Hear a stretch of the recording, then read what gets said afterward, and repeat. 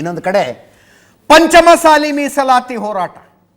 ಈ ಪಂಚಮಸಾಲಿ ಸಮುದಾಯದವರಿಗೆ 2A ಅಡಿಯಲ್ಲಿ ಮೀಸಲಾತಿ ಕೊಡಬೇಕು ಅನ್ನುವಂಥದ್ದು ಯಾವ್ಯಾವ ರಾಜಕಾರಣಿಗಳು ಯಾವ್ಯಾವ ಸ್ಟ್ಯಾಂಡ್ ತಗೊಂಡಿದ್ರು ಅನ್ನೋದು ಯಾವ್ಯಾವ ಸರ್ಕಾರ ಇತ್ತು ಅನ್ನೋದ್ರ ಮೇಲೆ ಡಿಪೆಂಡು. ಇದೇ ಲಕ್ಷ್ಮೀ ಹೆಬ್ಬಾಳ್ಕರು, ಇದೇ ವಿನಯ್ ಕುಲಕರ್ಣಿ, ಇದೇ ಕಾಶಪ್ಪನವರು BJP ಸರ್ಕಾರ ಇದ್ದಾಗ ಇದೇ ಬೆಳಗಾವಿ ಅಧಿವೇಶನದಲ್ಲಿ ಬೀದಿಗಿಳಿದಿದ್ರು, ಸಮಾವೇಶದ ಮೇಲೆ ಸಮಾವೇಶ ಮಾಡಿದರು. ಈಗ ಸರ್ಕಾರ ಅವ್ರದ್ದಿದೆ. ಕಾಶಪ್ಪನವರು ಯತ್ನಾಳ್ ಬಚಾವೋ ಆಂದೋಲನ ಇದು ಅಂತಿದ್ದಾರೆ. ಯತ್ನಾಳು CC ಪಾಟೀಲ್ ರಾದಿಯಾಗಿ BJPಯವರು ಸಪೋರ್ಟಿಗೆ ನಿಂತ್ಕೊಂಡಿದ್ದಾರೆ ಈ ಪ್ರತಿಭಟನೆಗೆ ಇವ್ರ ಸರ್ಕಾರ ಇದ್ದಾಗ. ನಾಳೆ 5,000 ಟ್ರ್ಯಾಕ್ಟರ್ಗಳಲ್ಲಿ ರಾಜ್ಯದ ಬೇರೆ ಬೇರೆ ಕಡೆಗಳಿಂದ ಪಂಚಮಸಾಲಿ ಸಮುದಾಯದವರು ಬೆಳಗಾವಿಗೆ ಬರಬೇಕು ಅಂತ ನಿರ್ಧಾರ ಆಗಿತ್ತು. ಡಿಸ್ಟ್ರಿಕ್ಟ್ ಅಡ್ಮಿನಿಸ್ಟ್ರೇಷನ್ ಅವರು ಹಿಂಗಾದ್ರೆ ಗಲಾಟೆ ಆಗುತ್ತಿದ್ದು ಅಂತ ಯಾವುದೇ ಟ್ರ್ಯಾಕ್ಟರ್ ಬೆಳಗಾವಿ ಪ್ರವೇಶ ಮಾಡೋ ಹಂಗಿಲ್ಲ ಅಂದ್ಬಿಟ್ರು. ಟ್ರ್ಯಾಕ್ಟರ್ ಒಂದೇ ಅಲ್ಲ, ಕ್ರೂಸರು ಈ ಟೆಂಪೋ ಕಂಪನಿದು ಬರುತ್ತೆ, ಉತ್ತರ ಕರ್ನಾಟಕದ ಕಡೆ ಭಾಳ ಫೇಮಸ್. ಅದು 14 ಜನ ಆರಾಮಾಗಿ ಕಂಫರ್ಟಬಲ್ ಉದ್ದ ಗಾಡಿ ಇರುತ್ತೆ. ಅಲ್ಲಿ ಸಮಾವೇಶ ಮದುವೆ ಮುಂಜೆ ಅಂದರೆ ಕ್ರೂಸರೇ ಜಾಸ್ತಿ ಜನ ಹೋಗ್ತಾರೆ ಅದರಲ್ಲಿ ಅಂತ. ಕ್ರೂಸರು ಟ್ರ್ಯಾಕ್ಟರ್ ಬರೋ ಹಂಗಿಲ್ಲ ಅಂದರು. ಈಗೇನೋ ಚೇಂಜ್ ಮಾಡಿದಾರಂತೆ, ಟ್ರ್ಯಾಕ್ಟರ್ ಬರ್ಬೋದು ಕ್ರೂಸರ್ ಬರೋಂಗಿಲ್ಲ, ಟ್ರ್ಯಾಕ್ಟರ್ ಬರೋಂಗಿಲ್ಲ ಕ್ರೂಸರ್ ಬರ್ಬೋದು ಅಂದಿದ್ದಾರಂತೆ. ಇದರ ವಿರುದ್ಧ ಜಯಮೃತ್ಯುಂಜಯ ಸ್ವಾಮೀಜಿಗಳದ್ದು ಆಕ್ರೋಶ. ಏನಾದರೂ ಅನಾಹುತ ಆದರೆ, ನಮಗೆ ಸಿಟ್ಟು ಬಂದಿದೆ ನೀವು ಟ್ರ್ಯಾಕ್ಟರ್ ಬಿಡೋದಿಲ್ಲ ಅಂದಿದ್ದು, ಅನಾಹುತ ಆದರೆ ರಾಜ್ಯ ಸರ್ಕಾರನೇ ಕಾರಣ ಅಂತ ಕೇಳಿಸ್ಕೊಳ್ಳಿ.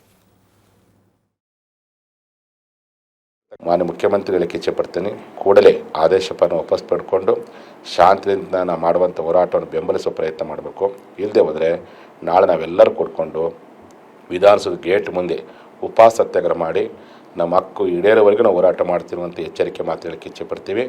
ಏನಾದರೂ ಅನಾಹುತವಾದರೆ ಸರ್ಕಾರ ನೀವು ಜವಾಬ್ದಾರರು, ಮತ್ತು ನಮ್ಮ ಪಂಚಮಸಾಲಿಗಳು ಓಟ್ ಪಡ್ಕೊಂಡು ಯಾರು MLAಗಳಾಗಿದ್ದೀರಿ ನೀವು ಸಹ ಹೊಣೆಗಾರ ಎನ್ನುವಂಥ ಎಚ್ಚರಿಕೆ ಮಾತು ಈ ಸಂದರ್ಭ ಹೇಳಕ್ಕೆ ಇಚ್ಛೆ ಪಡ್ತೀನಿ. ಜಿಲ್ಲಾಧಿಕಾರಿಗಳ ಆದೇಶವನ್ನು ಸುಟ್ಟಾಕ್ರಿ, ನಿಮಗೆ ಶಕ್ತಿ ಇದೆ, ನಿಮ್ಮ ಟ್ಯಾಕ್ಟರ್ಗಳನ್ನು ಬಿಡುಗಡೆಗೊಳಿಸುವಂಥ ಪ್ರಯತ್ನವನ್ನು ನಮ್ಮ ಪಂಚಮಸಾಲಿ ವಕೀಲರ ಪರಿಷತ್ ಮಾಡ್ತಾಯಿದೆ. ಧೈರ್ಯವಾಗಿ ಟ್ಯಾಕ್ಟರ್ ನುಗ್ಗಿ, ನಾಳೆ ಟ್ಯಾಕ್ಟರ್ ಸಮೇತ ತಗೊಂಬರ್ತಾರೆ, ಅದು ಹೆಂಗೆ ನೀವು ತಡೆಯೋ ಪ್ರಯತ್ನ ಮಾಡ್ತೀರಿ ಮಾಡಿರಿ.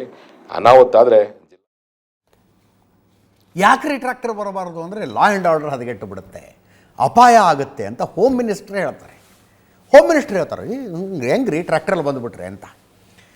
ಅಲ್ಲಿ ದೆಹಲಿಯಲ್ಲಿ ಪಂಜಾಬ್ನ ರೈತರ ಟ್ರ್ಯಾಕ್ಟರ್ನಲ್ಲಿ ಬರ್ತಾರೆ ಅಂದರೆ ಯಾಕೆ ಬರಬಾರ್ದು ಅಂತ ಕಾಂಗ್ರೆಸ್ನವ್ರು ಕೇಳ್ತಾರೆ. ಅಲ್ಲಿ BJPಯವರು ವಾದ ಮಾಡೋದು, ಸಾವಿರಾರು ಟ್ರ್ಯಾಕ್ಟರ್ಗಳು ರಾಜಧಾನಿ ಒಳಗಡೆ ಬಂದರೆ ರಾಜಧಾನಿಯ ಕಥೆ ಏನಾಗುತ್ತೆ ಅಂತ. ಇಲ್ಲಿ BJPಯವರು ಯಾಕ್ರಿ ಬರಬಾರ್ದು ಟ್ರ್ಯಾಕ್ಟರ್ನಲ್ಲಿ, ರೈತರ ಟ್ರ್ಯಾಕ್ಟರ್ ಹತ್ಕೊಂಡು ಬರಬಾರ್ದು ಅಂತ ಕೇಳ್ತಾರೆ. ಅದೇ ಈ ನಿಲುವುಗಳು ಯಾರು ಅಧಿಕಾರದಲ್ಲಿದ್ದಾರೆ ಯಾರು ವಿರೋಧ ಪಕ್ಷದಲ್ಲಿದ್ದಾರೆ ಅನ್ನೋದರ ಮೇಲೆ ಡಿಪೆಂಡೆಂಟ್ ಅಷ್ಟೇ. ಇದರ ಬಗ್ಗೆ ಒಂದು ಟಾಕ್ ಫೈಟ್ ಆಗಿದೆ. ಯಾವ ಪಾರ್ಟಿಯವರು ಏನೇನು ಮಾತಾಡಿದ್ದಾರೆ ಕೇಳಿಸ್ಕೊಳ್ಳಿ. ಹೋರಾಟ ಮಾಡಲಿಕ್ಕೆ ಈ ದೇಶದಲ್ಲಿ ಎಲ್ಲರಿಗೂ ಹಕ್ಕಿದೆ. ಸಿದ್ದರಾಮಯ್ಯನವರು ಇದೇ DK ಶಿವಕುಮಾರ್ ಎತ್ತಿನ ಗಾಡಿಯಲ್ಲಿ ಬಂದು ಹೋರಾಟ ಮಾಡಲಿಲ್ವ? ನಮ್ಮ ಸರ್ಕಾರ ಇದ್ದಾಗ ಸೈಕಲ್ ತುಳಿದು ಹೋರಾಟ ಮಾಡಿದ್ರು. ವಿವಿಧ ರೀತಿಯಲ್ಲಿ ಹೋರಾಟದ ಒಂದು ವ್ಯವಸ್ಥೆ. ಆ ಹೋರಾಟವನ್ನೇ ಬಗ್ಬಿಡಿಬೇಕು. ಪಂಚಮಸಾಲಿಗಳನ್ನು ಹೊಟ್ಟೆ ಅವ್ರ ಮೀಸಲಾತಿ ಕೊಡಬಾರ್ದು, ಅವ್ರನ್ನ ಬಗ್ಬಿಡಿಬೇಕು ಅನ್ನೋಂಥ ಏನು ಧೋರಣೆ ಇದೆ ಕಾಂಗ್ರೆಸ್ನ ಧೋರಣೆ, ಇದು ನಿಜಕ್ಕೂ ಪ್ರಜಾತಂತ್ರ ವ್ಯವಸ್ಥೆಗೆ ಇದು ಒಪ್ಪುವಂಥದ್ದಲ್ಲ. ಇದೊಂದು ರೀತಿ ಹಿಟ್ಲರ್ ಶಾಹಿ ರೀತಿಯಲ್ಲಿ ಸಿದ್ದರಾಮಯ್ಯ ಸರ್ಕಾರ ನಡ್ಕೊಳಕತ್ತಿದೆ. ಮತ್ತು ಎಲ್ಲ ನಮ್ಮ ಸಮುದಾಯದ ಮುಖಂಡರನ್ನ ಬೆದರಿಸೋದು, ಹೆದರಿಕೆ ಹಾಕೋದು, ಇದನ್ನೆಲ್ಲ ಮಾಡ್ತಾ ಇದ್ದಾರೆ. ಇದು ನಮ್ಮ ಸಿದ್ದರಾಮಯ್ಯ ಸರ್ಕಾರಕ್ಕೆ ಶೋಭೆ ತರೋಂಥದ್ದಲ್ಲ. ಪಂಚಮಸಾಲಿ ಬಗೆಹರಿಯೋದಕ್ಕೆ ಏನಿದೆ? ಸದನದಲ್ಲಿ ಗಲಾಟೆ ಮಾಡ್ತಾ ಇದ್ದಾರೆ. ಅಲ್ರಿ, ಯತ್ನಾಳ್ ಬಚಾವೋ ಆಂದೋಲನ ಅದು. ಇದು ಆಂದೋಲನ ನಡೀತಾ ಇರೋದು ಯತ್ನಾಳನ್ನ ಅಳಿ ಉಳಿನ ಪ್ರಶ್ನೆ, ಅದಕ್ಕೆ ಇವತ್ತು ನಡೀತಾ ಇದೆ. ಅಲ್ಲ, ಆ ಟೈಮಲ್ಲಿ ಒಪ್ತೇನೆ, ಆಡಳಿತ ಪಕ್ಷದ ಸಚಿವರಾಗಲಿ ಶಾಸಕರಾಗಲಿ ಪಂಚಮಸಾಲಿ ಸಮಾಜದವರು ಯಾವ ರೀತಿ ಈ ಹೋರಾಟದಲ್ಲಿ ಭಾಗವಹಿಸಬೇಕು ಅದರಲ್ಲಿ ಭಾಗವಹಿಸ್ತಾ ಇಲ್ಲ. ಅವರು ಜನ ನೋಡ್ತಿರ್ತಾರೆ, ಯಾರ ಡೊಂಗಿ ಹೋರಾಟ ಮಾಡ್ತಾರೆ, ಯಾರ ನಿಜವಾದ ಹೋರಾಟ ಸಮಾಜದ ಬಗ್ಗೆ ಕಳಕಳಿ ಐತಂತೆ ಜನ ನೋಡ್ತಿರ್ತಾರೆ. ಟ್ರ್ಯಾಕ್ಟರ್ ನಿಷೇಧ ಮಾಡಲಿ, ಏನಾದರೂ ನಿಷೇಧ ಮಾಡಲಿ, ಹೋರಾಟ ನಡೆಯೋದಂತೂ ನಡೀತೈತಿ. ಯಾವ ಟ್ರ್ಯಾಕ್ಟರ್ ಸಂಬಂಧನ ಹೋರಾಟ ಇದು ಅಂತಿಲ್ಲ. ಅವ್ರು ಟ್ರ್ಯಾಕ್ಟರ್ ನಿಷೇಧ ಮಾಡಲಿ, ನಾವು ಹೋರಾಟ ಮಾಡೋದು ಹೆಂಗೈತಂತೆ ನಮ್ಗೆ ಗೊತ್ತೈತಿ. ನಿರ್ಬಂಧ ಹೇರಬಾರ್ದು, ಯಾವುದೇ ಇದು ಪ್ರಜಾಪ್ರಭುತ್ವ. ನಾನು ಕೂಡ ಸರ್ಕಾರದಲ್ಲಿದ್ದೀನಿ. ಈಗ ಕಬ್ಬಿನ ಸೀಸನ್ ಬೆಳಗಾವಿ ಜಿಲ್ಲೆಯಲ್ಲಿ ಸುಮಾರು ಫ್ಯಾಕ್ಟ್ರಿಗಳಿರೋದ್ರಿಂದ ಕಬ್ಬಿನ ಸೀಸನ್ ಇದೆ, ಟ್ರಕ್ಗಳು ಓಡಾಡ್ತಾ ಇರ್ತವೆ, ಟ್ರ್ಯಾಕ್ಟರ್ಗಳು ಓಡಾಡ್ತಾ ಇರ್ತವೆ. ಟ್ರ್ಯಾಕ್ಟರ್ ರ್ಯಾಲಿ ಅಂದ ತಕ್ಷಣ ಎಲ್ಲಾದರೂ ಏನಾದರೂ ಅಪಘಾತ, ದುರ್ದೈವ ಏನಾದರೂ ಆಗಬಾರ್ದು, ಅಥವಾ ಏನಾದರೂ ಹೆಚ್ಚು ಕಡಿಮೆ ಆದರೆ ಅದಕ್ಕೆ ಸರ್ಕಾರಕ್ಕೆ ಕೆಟ್ಟ ಹೆಸರು ಬರಬಾರ್ದು ಅಂತ ಮುಂಚೂಣಿಯ ಲಾ ಆ್ಯಂಡ್ ಆರ್ಡರ್ ಮೇಂಟೈನ್ ಮಾಡೋದಕ್ಕಾಗೋದಿಲ್ಲ. ಅದಕ್ಕೆ ಟ್ರ್ಯಾಕ್ಟರ್ಸ್ಗಳನ್ನ ನಾವು ಅಲೋ ಮಾಡೋದಿಲ್ಲ ಅಂತ ಹೇಳಿ ಈಗಾಗಲೇ ತೀರ್ಮಾನ ಮಾಡಿ ಕಮ್ಯುನಿಕೇಟ್ ಕೂಡ ಮಾಡಿದ್ದೀವಿ. ಇಲ್ಲಿ ನಾವು ಪ್ರತಿಭಟನೆ ಮಾಡಬೇಕು, ಪ್ರತಿಭಟನೆ ಅವ್ರ ಹಕ್ಕಿದೆ, ಅದನ್ನು ನಾವು ರಿಸ್ಟ್ರಿಕ್ಟ್ ಮಾಡೋಕ್ಕೂ ಹೋಗೋದಿಲ್ಲ. ಆದರೆ ಲಾ ಆ್ಯಂಡ್ ಆರ್ಡರ್ ಮೇಂಟೈನ್ ಮಾಡೋದಕ್ಕೆ ಕಷ್ಟ ಆಗ್ತದೆ ಅಂತೇಳಿ ಟ್ರ್ಯಾಕ್ಟರ್ಗಳು ಬರಬಾರ್ದು ಅಂತೇಳಿ ಹೇಳಿದ್ದೇವೆ. ರೆಸ್ಟ್ರಿಕ್ಟಿವ್ ಆಗಿ ಮಾಡೋದಾದರೆ ನಾವು ಪರ್ಮಿಷನ್ ಕೊಡ್ತೀವಿ ಮಾನ್ಯ ಅಧ್ಯಕ್ಷ.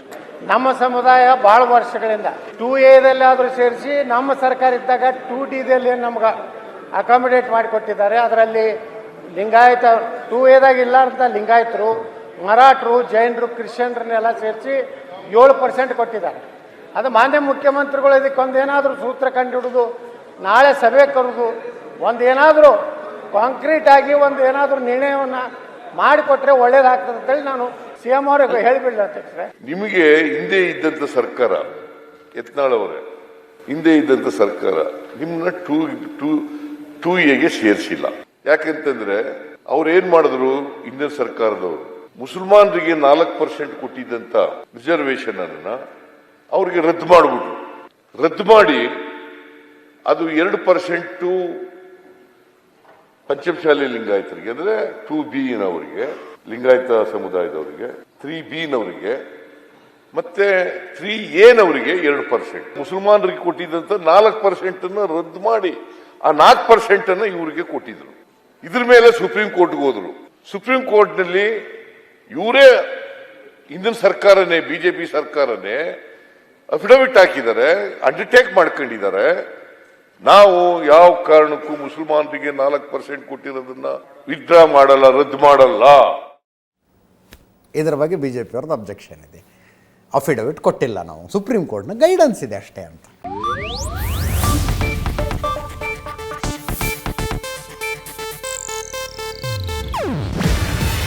ಇದು ಏಷ್ಯಾನೆಟ್ ನ್ಯೂಸ್ ನೆಟ್ವರ್ಕ್ ಪ್ರಸ್ತುತಿ. ನೀವು ನೋಡ್ತಿದ್ದೀರಾ ಏಷ್ಯಾನೆಟ್ ಸುವರ್ಣ ನ್ಯೂಸ್.